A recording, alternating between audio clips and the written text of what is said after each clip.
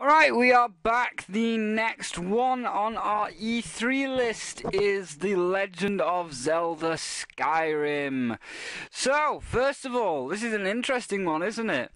Pre-rendered bullshit in the trailer. It was all pre-rendered pretty much. I mean, Iwata was there talking and we did see a little bit of movement and he was like, hey, you see those mountains in the background all the way over there? Well, you can go to those mountains because it's open world like Zelda. Well, it's very nice, Iwata. It's very nice single picture you've got there. But after that single picture, you had Link being chased by a robot, and then him shooting the fairy bow. That was all pre-rendered. So sorry, Iwata, but you had a very high pre-rendering there. That doesn't bode well for you. So that means also because of your very high pre-rendering graphics, well, actually no, the graphics look fine. The graphics look very nice. You know, they're not Skyrim, not super realistic, but like Skyrim. But it was like a very colourful. It's not like colourful like Wind Waker. I'd say it was colourful like Skyward Sword, but with a more realistic tone. So it wasn't like all, oh, cut to this Skyward Sword. It was more Skyrim with colourful graphics. So I can imagine, it's just like if Skyrim got some cartoon paint. And it looked quite nice. It was very nicely shaded. Graphics, I'm going to give you a 3 out of 5, because again, a lot of that was pre-rendered. So how much was it really, the graphics? Gameplay, obviously, we've got to give a 0 out of 5 because we saw fuck all gameplay. Well, no, we saw the mountains in the background. It gets 1 out of 5 because he said it was open world and he was like, them mountains all the way over there, you can go to them. And this is just Link standing on his horse. This is the only gameplay available. So gameplay, 1 out of 5. Sorry, Iwata. Not doing it for me.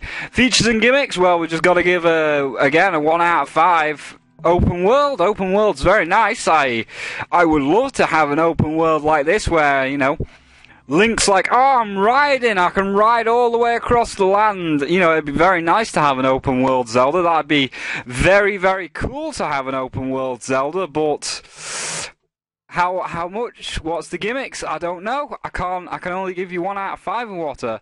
Now my impressions of Skyrim Zelda, hi Skeleton up there. It looks nice. Would I get it?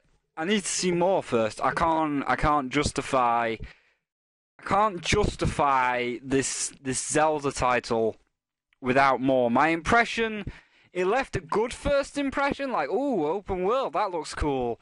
But with no features, no gameplay, very little graphics, with nothing to go on. It's a good impression, but it's not good enough. I can only give you a 2 out of 5 on that Zelda Skyrim edition. So our final total with 1s and 2s, just because of all your pre-rendered bullshit there, Mr. Iwata. My final verdict on Skyrim Zelda edition, I don't think it's worth it right now. It has to be a 2 out of 5. It's not even average.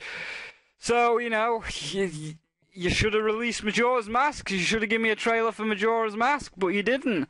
So, fortunately, Skyrim Zelda, I'm sorry to do this, but you have to be cast into the flames, into the lava pit of death. So, 1 down for Nintendo there. So, there you go.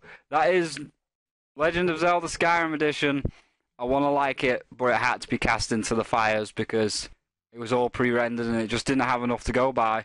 Maybe if a new trailer comes out, I'll change my mind, but it wasn't enough to save it in this E3 rundown, and that's what it's about. It's about E3. So, thanks all for watching this video of E3, and in the next E3 video, we will do Captain Toad's Adventures. Oh, goody. Oh, goody. I bet you can imagine what my thing is going. Here, let's just. I bet you can't imagine or guess what my review is going to be at all on this one. So thank you all for watching this video, and I will see you in the next E3 video where we'll talk about Captain Toad's fucking adventures. Alright, there we go.